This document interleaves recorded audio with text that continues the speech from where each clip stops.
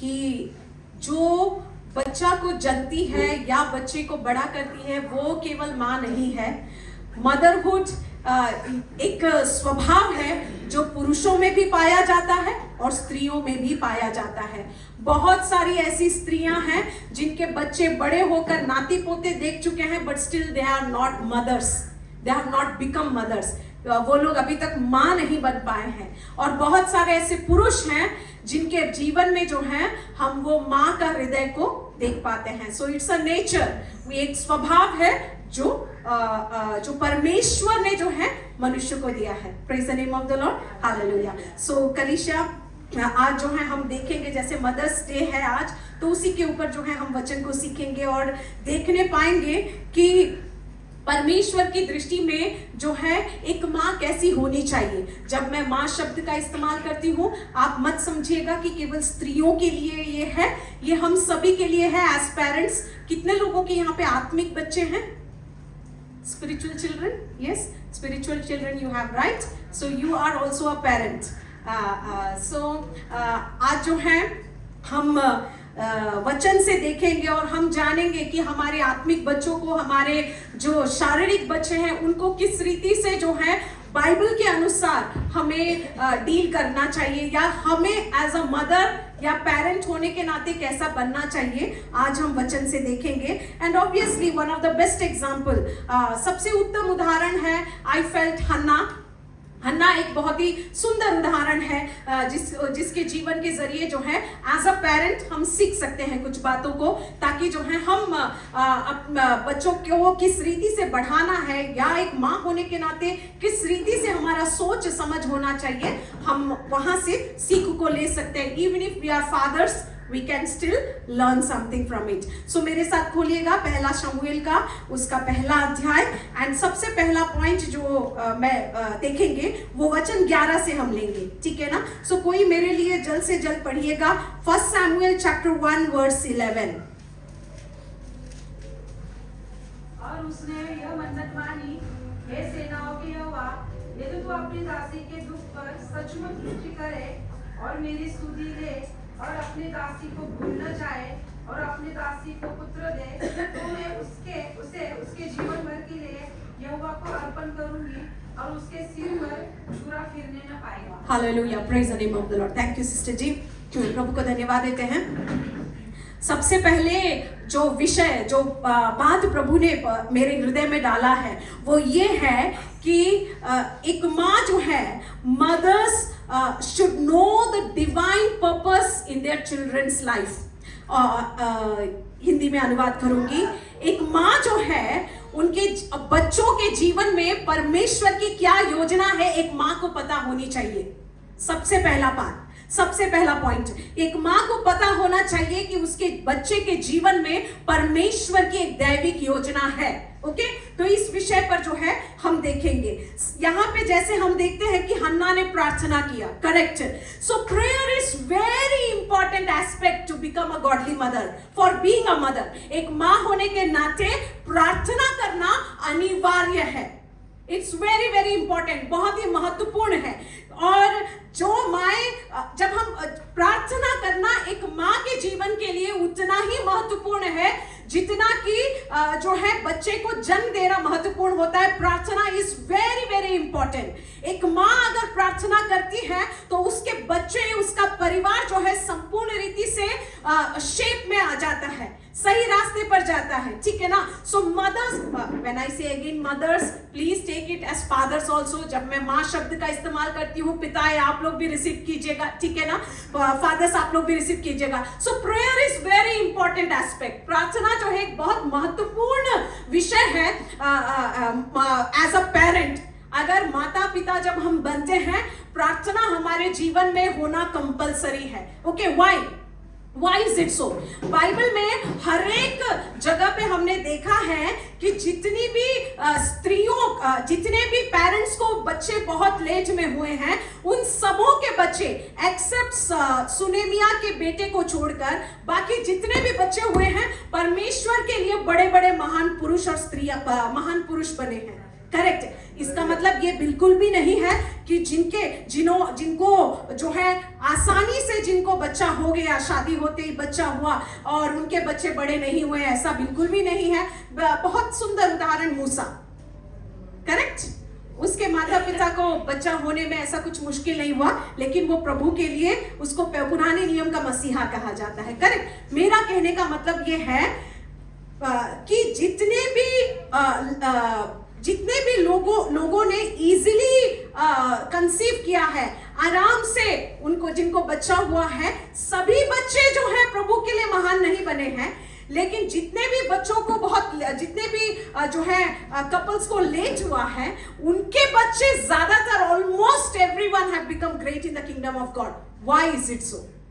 क्यों? बिकॉज प्रार्थनाओं का बीज बोया गया था even before the children were born. बच्चे गर्भ में आने से पहले ही उन माता पिताओं ने जो है अपने बच्चे के लिए प्रार्थना किया था, और इसी वजह से ये एक मुख्य कारण है जिसके वजह से हम देखने पाते हैं कि बाइबल में जितने भी लोगों को बहुत लेट में जो है ये ब्लेसिंग मिला है, उनके सभी के बच्चे, ऑलमोस्ट सभी के बच्चे जो है परमेश्वर के राज्य में ऊंचे स्थान पर हैं। Praise the name of the Lord. Hallelujah. इसका मतलब क्या है? कहने का मतलब ये है कि प्रार्थनाएं बहुत महत्वपूर्ण जो है किरदार को निभाती हैं माता पिता होने के नाते। जब हम अपने बच्चों के लिए प्रार्थना करते हैं, वो सच में बहुत ही सामर्थ्य होता है। Praise the name of the Lord. Hallelujah. तो इसके लिए गलीशा बहुत ज्यादा जरूरी है कि माता पिता होने के नाते जो है हमें प्रार्थनाएं करने की आवश्यकता है, ठीक है ना। जब माता पिता प्रार्थना करते हैं, उसका बहुत पावरफुल असर बच्चों के ऊपर होता है। Praise the name of the Lord. My mother is a very powerful praying woman. मेरी माँ जो है एक बहुत ही सामर्थ्य प्रार्थना करने वाली स्त्री है, और उसकी प्रार्थनाओं के वजह से हमारे परिवार में हमने ऑलमोस्ट सारे ब्लेसिंग्स को देखा है, सारे ब्लेसिंग्स को देखा है मेरी माँ की प्रार्थनाओं के वजह से। आज अगर हम प्रभु की सेवा करने के लिए यहाँ पे खड़े हैं, आज अगर हम परमेश्वर के लिए अगर हम इस्तेमाल हो रहे हैं, हम लोग जो है उसका क्रेडिट मेरी माँ की प्रार्थनाओं को देते हैं, because she is such a praying woman. वो इतनी प्रार्थना करती है, इतनी प्रार्थना करती है। और कलीसिया यहाँ पे हम देखते हैं कि हन्ना ने भी प्रार्थना किया, और उसकी प्रार्थनाएं जो है सेल्फिश प्रार्थना नहीं थी, जैसे सिस्टर जी ने भी कहा, क्योंकि उसने जो है केवल अपने लिए प्रार्थना नहीं किया, लेकिन उसने अपने बच्चे के लिए प्रार्थना किया कि उसका बेटा जो है परमेश्वर के राज्य में जो है वो सौंप दिया जाए। Praise the name of the Lord. Hallelujah. और हन्ना के हृदय में ये तीव्र इच्छा थी कि उसका बच्चा जो है, उसका बेटा जो है परमेश्वर के राज्य के लिए इस्तेमाल हो। Praise the name of the Lord. Hallelujah. तो चर्च माता पिताओं का प्रार्थना बहुत महत्वपूर्ण होता है, और उनको पता रहता है। बाइबल में कई सारे ऐसे उदाहरण हैं जहां पे परमेश्वर ने पहले से ही माता पिताओं को जो है बताया है, माताओं को बताया है, पिताओं को बताया है कि उनके बच्चों के जीवन में उनका क्या उद्देश्य है। मरियम को परमेश्वर ने खुलासा किया कि यीशु मसीह जो है, क्या उसको हालांकि पूरा समझ नहीं था, बट शी न्यू कि यीशु जो है स्पेशल चाइल्ड है, करेक्ट। हाँ, हम जो है पुराने नियम में भी अगर हम देखते हैं, सिमशोन की माँ को बताया था स्वर्गदूत ने कि वो जो है लाइक फिलिस्तियों के हाथों से इनको छुड़ाएगा। बाइबल में कई सारे ऐसे उदाहरण हैं जहां पे इवन यूहन्ना के माता पिता को भी पता था कि उसके जीवन में जो है परमेश्वर की योजना है। कलीसिया माता पिता होने के नाते, गॉडली मदर्स होने के नाते, ये बहुत ज्यादा जरूरी है कि आपके बच्चों के जीवन में परमेश्वर की क्या बुलाहट है, क्या योजना है, आपको और मुझे पता होना चाहिए। And for that to happen we need to pray, और ये होने के लिए हमें प्रार्थना करने की आवश्यकता है। ये जानना बहुत ज्यादा जरूरी है। क्यों जानना जरूरी है, हम नेक्स्ट पॉइंट में हम देखेंगे। We'll see that godly mothers they not only know जो दैविक माताएं हैं, केवल वो परमेश्वर उनके जीवन में उनके बच्चों के जीवन में परमेश्वर के उद्देश्यों को केवल जानते नहीं हैं, लेकिन वो अपने बच्चों को उस दैविक उद्देश्य में बढ़ाते हैं, ट्रेन करते हैं।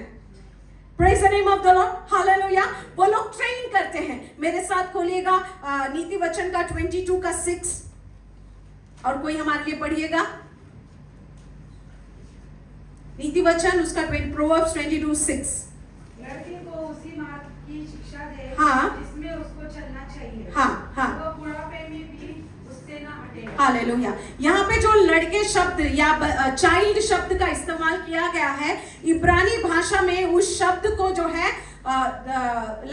पैदा हुए बच्चे से लेकर एडोलेसेंट, किशोर अवस्था के बच्चों तक जो है वो शब्द इस्तेमाल किया जाता है। वही एक शब्द इस्तेमाल किया जाता है। इसका मतलब ये है कलीसिया कि बच्चों को जब से वो पैदा हुए तब से लेकर किशोर अवस्था तक अगर ट्रेनिंग देते हैं तो बुढ़ापे तक भी उस ट्रेनिंग को कभी नहीं भूल पाएगा। Praise the name of the Lord. और हन्ना को ये बात बहुत अच्छे से पता था कि बच्चे को जो है बचपन से ही, पैदा होने समय से ही ट्रेनिंग देना चाहिए, और उसके पास केवल 4 साल थे, क्योंकि वचन में लिखा गया है कि एक्चुअली हिंदी में क्या वर्ड इस्तेमाल किया गया है नहीं पता मुझे, लेकिन इंग्लिश में वीनिंग शब्द इस्तेमाल किया गया है, WEANING, वीनिंग। मतलब केवल दूध छुड़ाना नहीं, जो बेबी फूड खिलाते हैं ना, वो बेबी फूड खिलाने तक उसके पास वो रही। और मैं सर्च कर रही थी कि कब तक जो है वीनिंग टाइम होता है। So weaning time is almost 2 to 4 years। तो अगर मैक्सिमम 4 साल पकड़ के चलते हैं तो हन्ना के पास जो है शमूएल जो है 4 साल रहा। करेक्ट।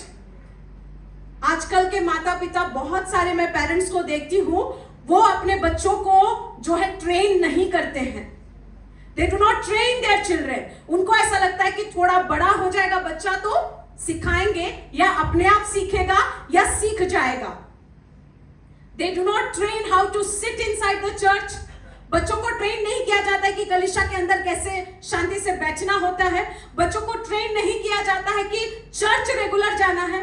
बच्चों को ट्रेन नहीं किया जाता है कि प्रार्थना करना है, एटलीस्ट खाना खाने से पहले प्रार्थना करना है, सोने से पहले प्रार्थना करना है, सुबह उठते से ही प्रार्थना करना है। And what is our understanding, जैसे बच्चा 10-12 साल का हो जाएगा वो अपने आप सीख जाएगा। But the word of God says कि पैदा होते समय से ही जब उसको ये सारी बातें सिखाई जाएंगी किशोर अवस्था में पहुंचने तक, तब जाकर जो है वो बच्चा बूढ़ा होने के बाद भी उन चीजों से जो है कभी नहीं लौटेगा, कभी नहीं जो है वो डिपार्ट करेगा, हटेगा उस रास्ते से। और हन्ना को इस वचन का समझ बहुत अच्छे रीति से था। इस वजह से जो है हन्ना ने अपने बच्चे को जो है बहुत सुंदर रीति से जो है उसने ट्रेन किया। किस चीज के लिए ट्रेन किया? उसको दैविक उद्देश्य पता था कि हाँ शमूएल को क्या करना है।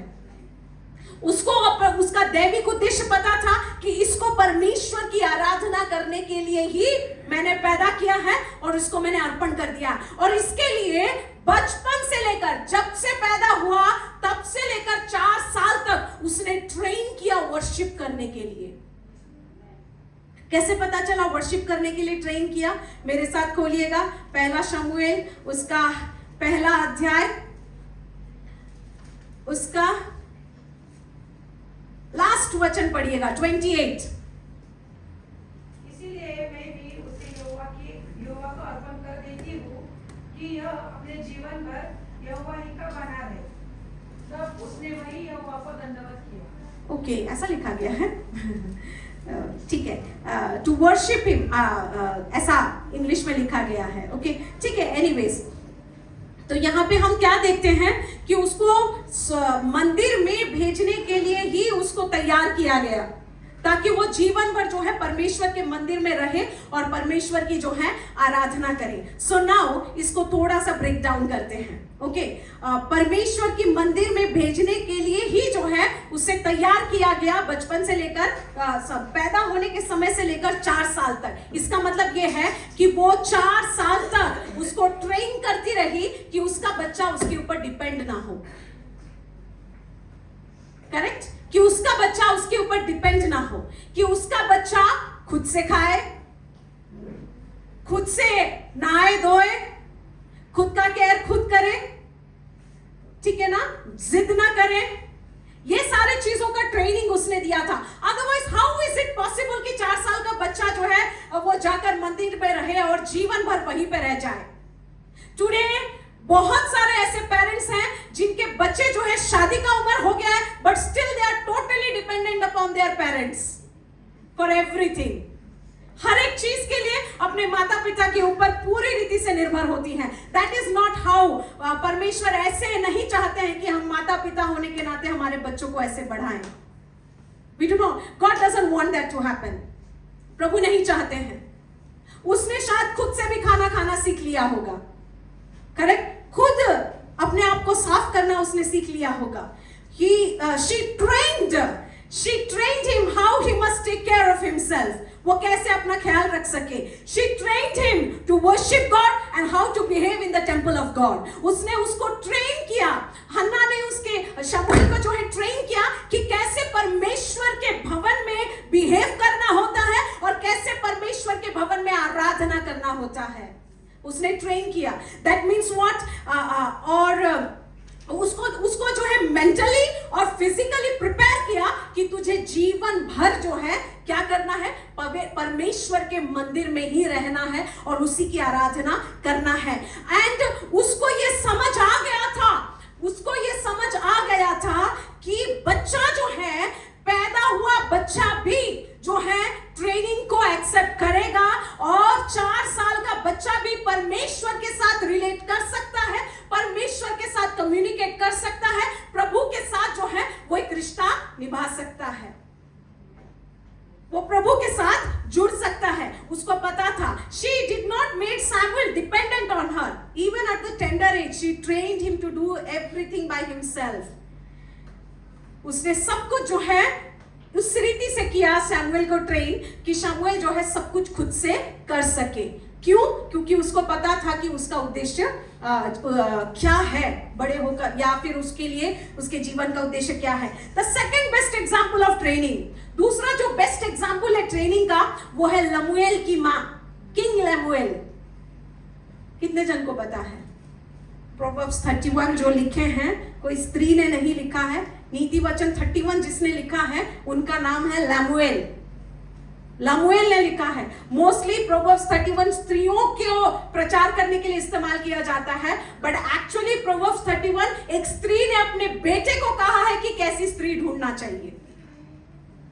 ओके, सो प्रोवर्ब्स 31 में हम देखते हैं कि लमुएल ने लिखा है कि मेरी माँ ने मुझे ये कहा था, मेरी माँ ने मुझे ये सिखाया था। ओके, इसका मतलब क्या है कि उसकी माँ ठीक उसके शादी से पहले उसको नहीं बोला, उसकी माँ ने।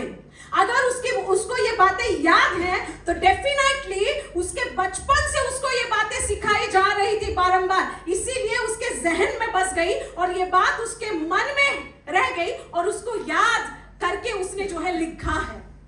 Praise the name of the Lord, Hallelujah। और प्रोवर्ब्स 31 में वो उसकी माँ ने जो है, क्योंकि उसकी माँ को पता था कि ये राजा बनने वाला है, डेफिनेटली उसकी माँ राजमाता होगी, करेक्ट, और आगे चलकर उसका बेटा राजा ही बनेगा। सो ये माँ को भी पता था कि उसके बेटे का उद्देश्य क्या है। आपको और मुझे पता होना चाहिए कि हमारे बच्चों को परमेश्वर ने किस उद्देश्य के लिए बुलाया है, ओके, और उसी उद्देश्य में बचपन से उनको बढ़ाते जाना है।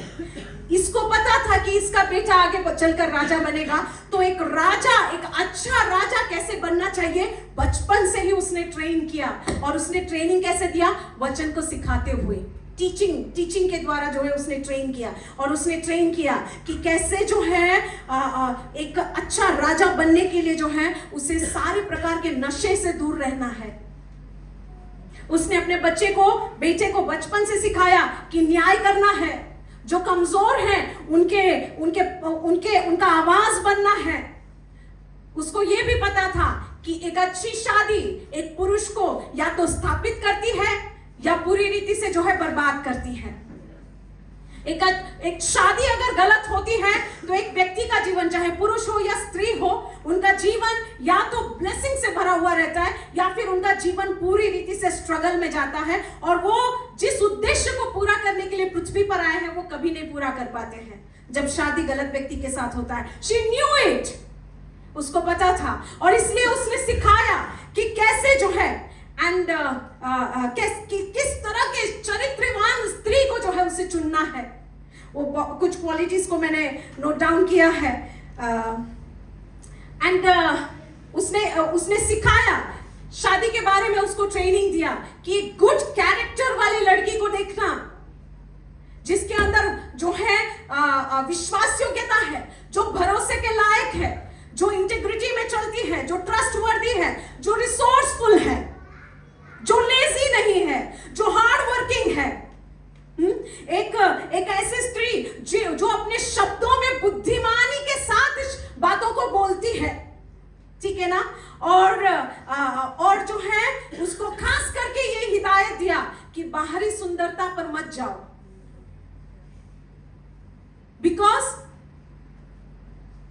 Outward beauty is an inadequate reason not to marry a girl. बाहरी सुंदरता जो है तुच्छ कारण है कि इस लड़की के साथ मैं इसलिए शादी नहीं करना चाहता हूं क्योंकि ये लड़की सुंदर नहीं है। That doesn't mean कि सुंदरता मैटर नहीं करता है, but the fear of God excels the outward beauty. परमेश्वर का भय मानना जो है बाहरी सुंदरता को के ऊपर जो है प्रभुता करता है। और ये बात जो है उस स्त्री ने अपने बेटे को सिखाया कि विमेन प्रे फॉर कैरेक्टर। जितनी भी हमारे कलीसिया में लड़कियां हैं, आप लोग अच्छे चरित्र के लिए प्रार्थना करो, परमेश्वर आपको एक किंग देंगे।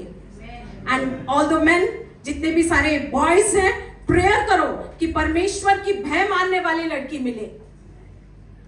Praise the name of the Lord. Hallelujah. That is what matters. वो जो है मायने रखता है। और ये ट्रेनिंग उसने जो है दिया अपने बेटे को। बहुत सारे पेरेंट्स बच्चों को नहीं सिखाते हैं, माता पिता नहीं सिखाते हैं, क्योंकि खुद भी अच्छा उदाहरण नहीं है। वो सिखा नहीं पाते कि कैसा लड़का चुनना चाहिए या कैसी लड़की चुननी चाहिए शादी के लिए। They do not. But then हमें जानना है कि इसने अपने बच्चे को बचपन से ही तैयार किया और सिखाया कि कैसी लड़की ढूंढना है। और मैंने ये पहले भी जो है मैंने प्रचार में कहा था, आई डू नॉट रिमेंबर यहाँ पे कहा था, लेकिन विमेंस ग्रुप में मैंने कहा था, विमेंस मीट में मैंने कहा था कि ये जो जितने भी प्रोवर्ब्स 31 में, नीति वचन 31 में जो है कैरेक्टर्स या जो भी गुण नोट किए गए हैं एक स्त्री के बारे में कि सुबह जल्दी उठना चाहिए, घर का सबका काम लाइक सबके लिए खाना वो बनाती है, हार्ड वर्किंग होना चाहिए, लेजी नहीं होना चाहिए, उसे जो है लाइक पैसे अच्छे रीति से वो संभाल कर खर्च करे, वो बिजनेस वूमन होनी चाहिए। ये सारे क्वालिटीज जो एक स्त्री के बारे में वहां पे लिखी गई हैं, नॉर्मली जो है हम सोचते हैं कि मिडिल क्लास विमेन के लिए जो है ये लिखा गया है, बट एक्चुअली एक राजा के लिए एक रानी देखी जाती है और रानी के अंदर ये क्वालिटीज होनी चाहिए। एंड दैट इज व्हाट राजमाता बता रही है कि तेरे लिए तू राजा बनेगा आगे चल के, तो तुझे जो शादी करके आएगी वो रानी बनेगी, तो रानी के अंदर ये सारे क्वालिटीज होने चाहिए। एंड मोस्टली हमारा सोच रानी को लेकर क्या होता है, आराम वाला जीवन, ना जल्दी उठना है, ना किसी के लिए कुछ खाना बनाना है, ऑर्डर दे दो सब पांव के नीचे, ठीक है ना, कुछ करना नहीं पड़ेगा, ऑर्डर कर दो, अच्छे अच्छे महंगे महंगे कपड़े पहनना है,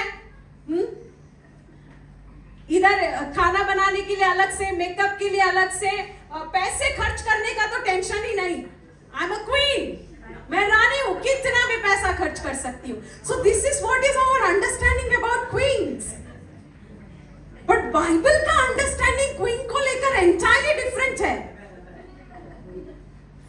बाइबल में क्वीन को लेकर एंटायरली डिफरेंट है। क्वीन अगर किसी राजा के साथ शादी होना है तो बाइबल के अनुसार ये सारे गुण होने चाहिए कि सुबह जल्दी उठे, वो लेजी नहीं होना चाहिए, काम करने का उसको मन करना चाहिए, हार्ड वर्किंग होना चाहिए वो। मैं ना लाफिंग स्माइलिंग आप लोग भी राजा जैसे ही बनना है, okay?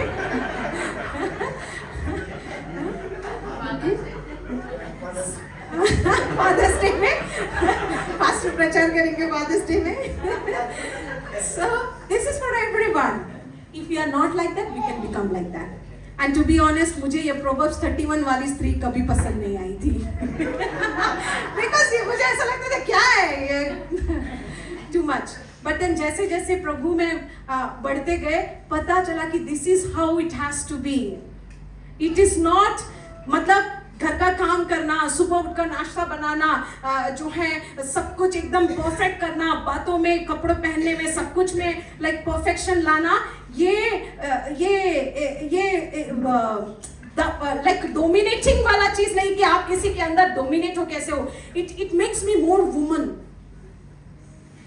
It makes me feel more womanhood. मुझे ऐसा लगता है कि मेरा प्रमोशन हुआ है, एक लड़की से स्त्री में प्रमोशन हुआ है, और I am becoming a responsible person. मैं एक जिम्मेदार व्यक्ति बन रही हूं, और मुझे पता है कि जब मैं अपने कार्य को सटीकता से करती हूं, आई हैव अ से इन द फैमिली।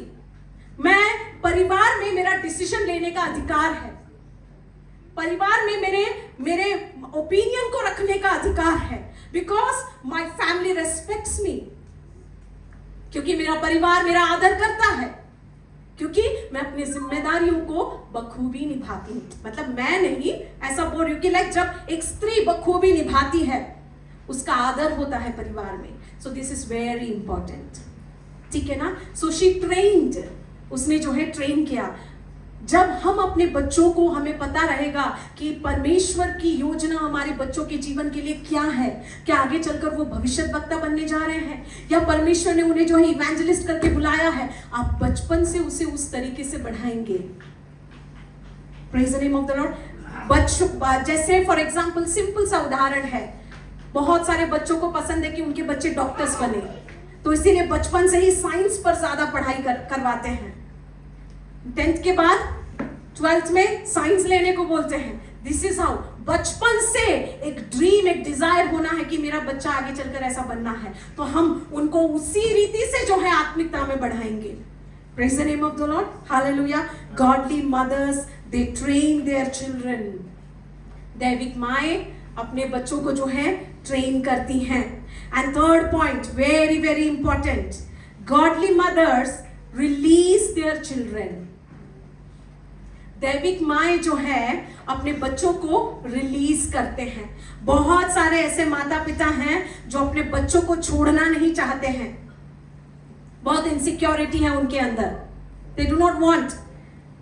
हन्ना के विषय में अगर हम देखेंगे, हन्ना ने कहा कि हन्ना बच्चा पाने के बाद जो है, बेटा पाने के बाद हन्ना जो है अपने वचन से मुकरी नहीं, लेकिन उसने जो प्रभु को वायदा किया था। 27 पढ़िएगा सिस्टर जी, 27 और 28 पहला अध्याय का।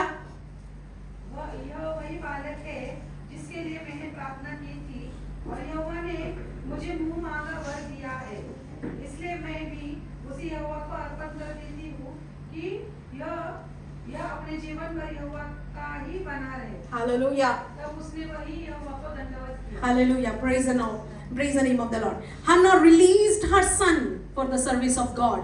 प्रभु की सेवा करने के लिए हन्ना ने अपने बेटे को मुक्त किया। बहुत सारे माता पिता डॉक्टर्स, इंजीनियर्स, बड़े बड़े लाइक जॉब्स करने के लिए जो है अपने बच्चों को जाने देते हैं, बट सेवकाई करने के लिए नहीं जाने देते हैं। They are okay with late night tuitions, अगर ट्यूशन क्लासेस है, ट्यूशंस है, हेक्टिक शेड्यूल है, चलेगा, बट चर्च के लिए, बाइबल स्टडी के लिए, यूथ सर्विस के लिए पेरेंट्स आर नॉट विलिंग, माता पिता नहीं छोड़ते हैं। Let's learn in detail. But माताएं कई बार इतना इमोशनली अटैच हो जाते हैं अपने बच्चों के साथ कि उनको बड़ा होने ही नहीं देते हैं, उनको छोड़ते ही नहीं है प्रभु के कार्य के लिए। ओके, व्यवस्था विवरण 32 का 11 पढ़ेंगे, ड्यूटेरोनॉमी 32:11, और यहां से जो है हम उकाब से सीखेंगे। ओके, व्यवस्था विवरण 32 का 11।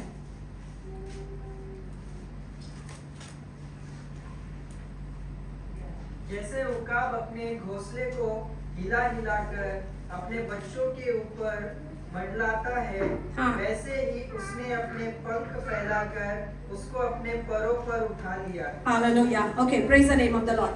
आपको पता है उकाब जो है अपने बच्चों को कहां पे देती है? Anybody have any idea? Eagle अपने बच्चों को कहां पे जनती है, कहां पे अंडा देती है, घोंसला कहां पे बनाती है? टॉप ऑफ द माउंटेन, पूरा ऊंचाई पर। ओके, लाइक बहुत ऊंची ऊंची जगह पर जो है उसका घोंसला रहता है और वहां पे जो है वो बच्चा जन्म देती है। ओके सॉरी, अंडा देती है एंड देन अंडे को सेक कर जो है अंडे से चूजे निकलते हैं। और पता है ईगल क्या करती है, जैसे उसके चूजे थोड़े बड़े हो जाते हैं, पंख उनके निकलने आते हैं, तो पता है ईगल क्या करती है, उस घोंसले को जो है दांत से ऐसे, सॉरी दांत नहीं होते उनके चोंच से, चोंच से जो है घोंसले को जो है बिगाड़ देती है। ओके, और उस घोंसले को छोटा करते जाती है ताकि बच्चों को जो है वहां पे रहने में तकलीफ हो, और आखिर में इतना छोटा हो जाता है कि घोंसले से बच्चे नीचे गिर जाते हैं, और वो जानबूझकर ऐसा करती है। और जब बच्चे नीचे गिरते हैं उनको डर लगता है कि हम नीचे गिर जाएंगे, इस वजह से वो पंखों को ऐसे फड़फड़ाने लगते हैं। और फिर और जब ईगल देखती है, उकाब देखती है कि बच्चे एकदम नीचे गिरने वाले हैं, एकदम फटाक से आकर जो है अपने पंखों पर अपने बच्चों को फिर से उठा लेती है और फिर से जाकर घोंसले पर रखती है, फिर धक्का देती है, फिर गिराती है, फिर पंखों पर उठाकर फिर से लेकर आकर रखती है, जब तक कि बच्चे उड़ना ना सीख जाए। आजकल बहुत सारे ऐसे माता पिता हैं जो अपने बच्चों को तकलीफ देना नहीं चाहते हैं, उनको उनके बच्चों का गलती दिखता ही नहीं है। It is the godly nature for a mother to remove the comfort zone for the child. ये दैविक स्वभाव है एक माँ का कि बच्चों का आरामदायक जीवन को थोड़ा खत्म करे। एक उम्र होने के बाद बच्चों के लिए सब कुछ करना बंद करे। ये प्रभु की, मैं नहीं बोल रही हूं, परमेश्वर का वचन सिखाता है। It is not godly to provide all the comfort and care to the child all the time. ये परमेश्वरीय गुण नहीं है कि हम अपने बच्चों को हर समय हर सुख सुविधा को दें। समय हमें पहचानना है कि अभी समय आ गया है कि हम अपने बच्चों को सुख सुविधा देना बंद करें। हमारे घर पे जो हम 4 भाई बहन हैं, और मम्मी ने बचपन से ही, बहुत छोटे समय से ही, जब हम लोग स्कूल में थे, मम्मी ने रूल बना दिया था कि चारों बच्चे अपने कपड़े खुद ही साफ करेंगे। सो हम सभी जन अपने अपने कपड़े खुद ही साफ करते थे। काम डिवाइड कर दिया गया था कि मेरी बहन ये काम करेगी, मैं ये काम करूंगी। Very very important. फास्टिंग नहीं करेंगे, प्रार्थना नहीं करेंगे तो नाश्ता नहीं मिलेगा। दिस वाज लाइक हमारे घर पे ऐसा रूल था। और जिस दिन घर पे अगर कोई प्रॉब्लम आया तो कंपलसरी फास्टिंग, चारों बच्चों को फास्टिंग करके बैठकर प्रार्थना में बैठना ही है, कंपलसरी था। उपवास करके प्रार्थना करने बैठना ही है, और जितना घंटे माँ प्रार्थना करेगी उतने घंटे हमको बैठना ही है, भले ही नींद आ जाए, but we had to sit in prayer. प्रार्थना में हमको बैठना ही था। मेरी माँ ने ऐसा रूल सेट किया था। So church, the eagle discerns when it is time for the eaglets to fly. एक उकाब को पता चल जाता है कि अभी मेरे बच्चे को उड़ना सीखना आ जाना चाहिए। एक उकाब को पता चल जाता है और इसीलिए वो अपने घोंसले को छोटा करती है। एक दैविक माँ को ये पता चल जाना चाहिए कि मेरा बेटा या मेरी बेटी मुझ पर ज्यादा ही निर्भर हो चुकी है या हो चुका है, अभी इसे खुद से सब कुछ करना आ जाना चाहिए। खुद से तैयार होना, खुद से उठना आ जाना चाहिए। बहुत सारी माताएं ऐसे नहीं करती हैं। वो टोटली, उनको पसंद है कि उनके बच्चे उन पर डिपेंडेंट हैं। सारी सर्विसेज नहीं प्रोवाइड करना चाहिए वचन के अनुसार। Let the child be responsible. बच्चा रिस्पॉन्सिबल होना जरूरी है। बच्चे को रिस्पॉन्सिबल होना जरूरी है। Godly mothers are watchful. जो दैविक माएं होती हैं वो ध्यान देती हैं कि क्या चल रहा है मेरे बच्चे के जीवन में। केवल जो है वो केवल ऐसा घोंसले से धक्का देकर जो है छोड़ नहीं देती हैं, लेकिन जब वो देखती हैं कि कुछ गड़बड़ हो रहा है, तुरंत आकर जो है वो पंखों को फैलाकर जो है पंखों के ऊपर उठा लेती हैं। दे नो एंड पता है एक उकाब ये प्रोसेस को, ये प्रक्रिया को रिपीट करते रहता है जब तक कि जो है उसके चूजे उड़ना सीख न ले। हमारे बच्चे को तब तक वो काम हमें करवाना है जब तक वो उस काम करने का आदी ना हो जाए। बहुत जरूरी है, बहुत सारे और ये चीज करने के लिए बच्चे को, माता को ये पता होना चाहिए, एक उकाब को ये पता है कि उसके बच्चे, उसके चूजे को उड़ने के लिए ही बनाया गया है, और उसकी ये कमजोरी है कि वो जो है उड़ नहीं पा रहा है। इसका मतलब क्या है? एक उकाब को दिखता है उसके बच्चे की कमजोरी। माता पिता होने के नाते हमें पता होना चाहिए कि हमारे बच्चे कहां पे गलत हैं। हर समय उनको सपोर्ट करेंगे, दे विल नेवर चेंज, वो कभी नहीं बदलेंगे, कभी भी नहीं बदलेंगे। सामने वाला व्यक्ति का गलती होने के बावजूद भी हमें अपने बच्चे के गलती को सुधारना है। हम अपने बच्चे के सामने ये नहीं बोल सकते हैं कि हाँ उसका गलती था, हमारा बच्चा कभी सुधरेगा नहीं। एज पेरेंट्स, अगर उकाब को पता है कि उसके चूजे की क्या कमजोरी है, एज ह्यूमन बीइंग्स, मनुष्य होने के नाते, माता पिता होने के नाते हमें पता होना है कि हमारा बच्चा कहाँ पे गलत है और कहाँ पे सुधार की आवश्यकता है। और जब उसको वीकनेस पता चलता है, एक जैसे उकाब उसमें उसको ट्रेन करता है उड़ने के लिए, सिखाने के लिए। दैविक माएँ केवल वीकनेस जानकर ताने नहीं देती हैं कि तुम ऐसे हो, तुम ऐसे हो, तुम ऐसे हो। No, help the child in that weakness. उस बच्चे को रियलाइज करवाओ कि वो उस क्षेत्र में कमजोर है। ये एक दैविक मां का गुण है और परमेश्वर चाहते हैं ऐसा। रिसेंटली मैं किसी के साथ बात कर रही थी और मैंने उनको कहा कि ये एक लग्जरी है। सच में मुंबई में आकर मैं ये वर्ड यूज कर सकती हूँ, लग्जरी। हमारे मुंबई छोटे शहरों में ये जो है लग्जरी नहीं है, लेकिन मुंबई में दिस इज अ लग्जरी।